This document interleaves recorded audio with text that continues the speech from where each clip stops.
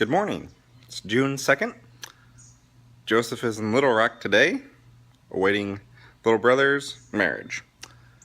Daily thought for today, contemplating this morning as I went to a tennis lesson, and now I'm going to do some yard work to earn my keep. Do you go through struggles? I know I do. A lot sometimes.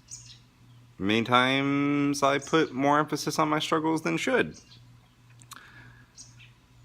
Having your cell phone not work the way you want it to work can be very frustrating. Can really get your goat, so to speak. But it's a cell phone. You should be thankful I even have a cell phone. You should be thankful that I can afford a cell phone and that it works 99% of the time. I heard the term first world problems, which has difficulties in and of itself, that term, but I think it has some good points. That being that most of the problems that I think we sometimes think we deal with wouldn't be problems for most of the rest of the world.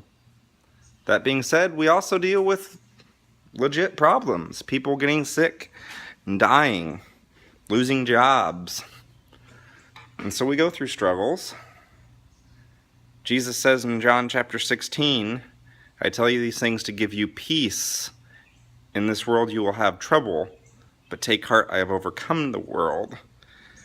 I think we need to trust in the power of Jesus and rely on His grace solely. This doesn't mean that your problems are just going to go away. On the contrary, we're promised that we will have problems, and we're promised that if Jesus was persecuted, we too will be persecuted. If people aren't looking at you funny because of the way you're living, I'm going to guess that you and myself, this guy, are probably not living the way that Jesus wants us to live. We're supposed to be different. We're supposed to stand out. We're supposed to have stronger marriages, saving our sexuality for marriage and only in the confines of marriage.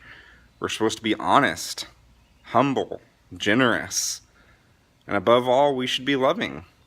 And that love should show from us in ways that shocks the world, and in ways that the world will make fun of. They'll call us prudes and party poopers. And that's how we should be living. And we should have trouble for it.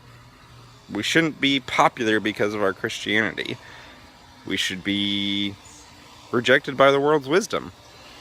And so we will have trouble, both regular worldly trouble, the things that come from sin, illness, sickness, fighting, deaths, and we'll have troubles that come from doing the right thing.